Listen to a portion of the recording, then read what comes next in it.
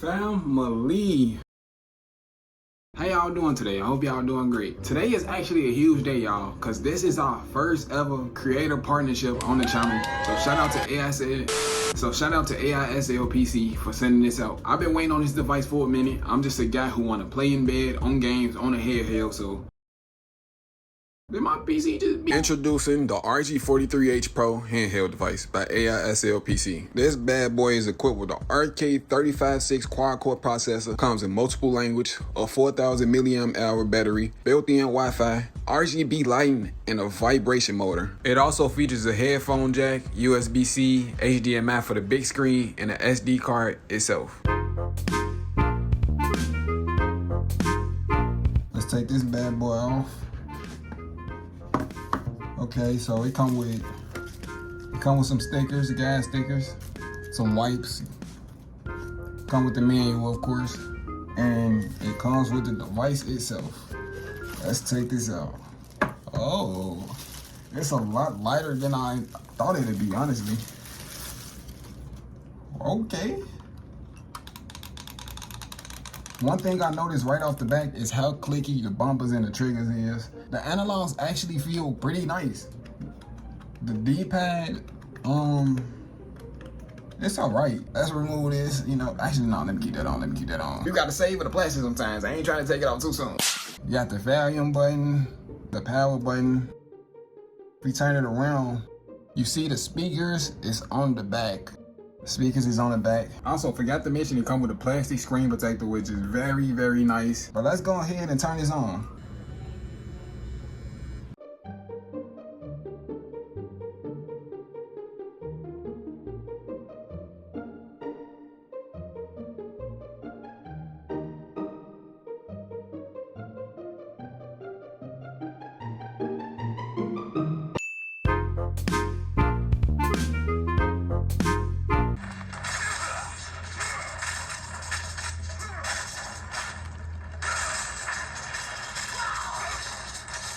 I'm built to smash you, partner.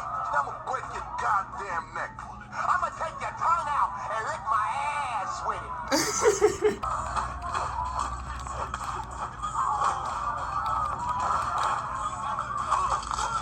Oh my gosh, bro got me in a submission.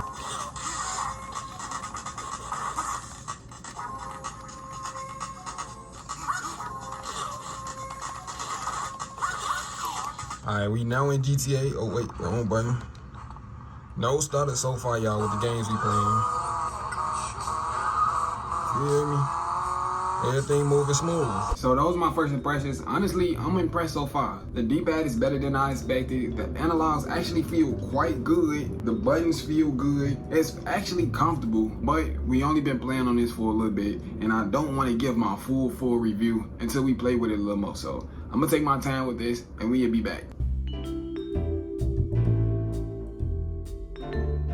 So it's been a few days, and low-key, I wasn't too sure about this thing at first. It didn't scratch that itch that I was hoping for. It's like after that first initial rush of dopamine from getting this bad boy, I just kind of thought it was okay. And I admit that I was wrong. Like, I was really wrong. I think my biggest mistake was judging it before I really got to customize it and get a feel for it. I got a USB adapter, downloaded more games, and really started messing with it. Once I figured out how to upscale, which make a huge difference, and once I found that it's online play in games like Soul Calibur,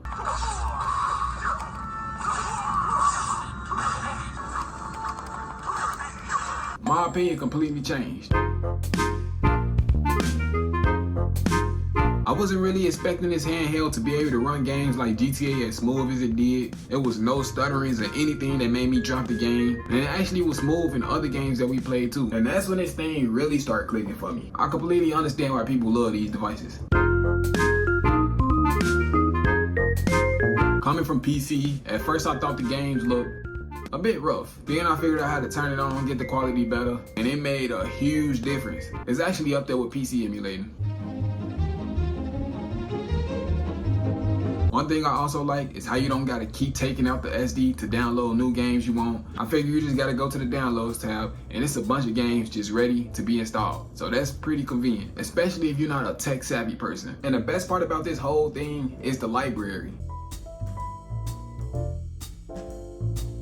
This come with 5,000 games installed. I installed 30 more, but you got Amstrad, Final Burn Neo, MAME, Atari, Capcom, Turbo, Nintendo, N64, DS, Game Gear. You got it all, man. You got Dreamcast, PlayStation, PSP. If you want to switch the front ends, you just hold the power button like this. You feel me? This pop up. Do that, and then it's gonna switch.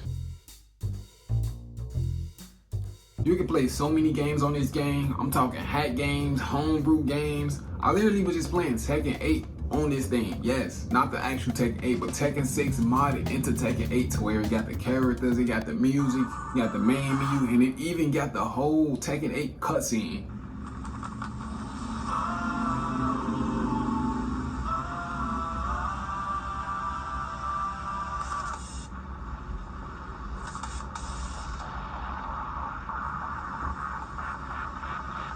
Oh yeah, another thing I almost forgot to mention, which is honestly pretty good, and that's the battery life.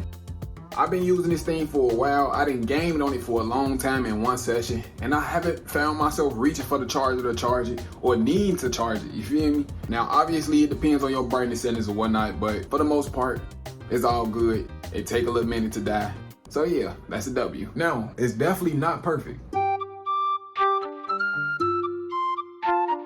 I noticed in some fighting games, the D-pad can actually mess you up. The D-pad is not really straightforward enough in terms of directional input, if that makes sense. Like you can move left, right, up, down with it, but it still got a bit of a, you accidentally jump trying to go right. You accidentally duck trying to go left, you know? Another thing is storage. It comes with 64 gigabyte storage, but after downloading some more games like PS2, a few Dreamcast, even a few Nintendo 64 and PS1, I noticed that I'm running out of storage pretty fast, and I actually had to delete some games. So if you're somebody who don't want to go through that and just want to have a bunch of games listed and loaded on your device, no worries, then you might want to upgrade storage.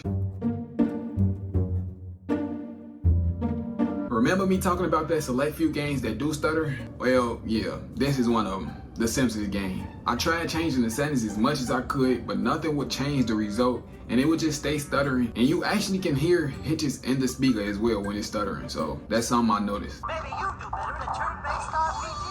I hate no-no chocolate. The speakers is on the back, so it's already gonna sound a bit less there. If you're one of those people who care a lot about audio when you're gaming, I suggest using a pair of headphones, because this speaker might not do it for you. It do got some volume to it, and it is pretty loud though. I personally don't mind it too much, but if you're a person who care about audio a lot, you might want to go with some headphones. So what I recommend is, honestly, yeah, if you grew up playing the PSP, PS2, DS, Game Boy, Dreamcast, then I think you're gonna have a lot of fun with this. Now, is it perfect? No, but for the overall price and how customizable and the amount of systems it can run, I think it's worth checking out for sure. After owning this RG43H Pro myself, I can completely understand why people love these things. W Handheld.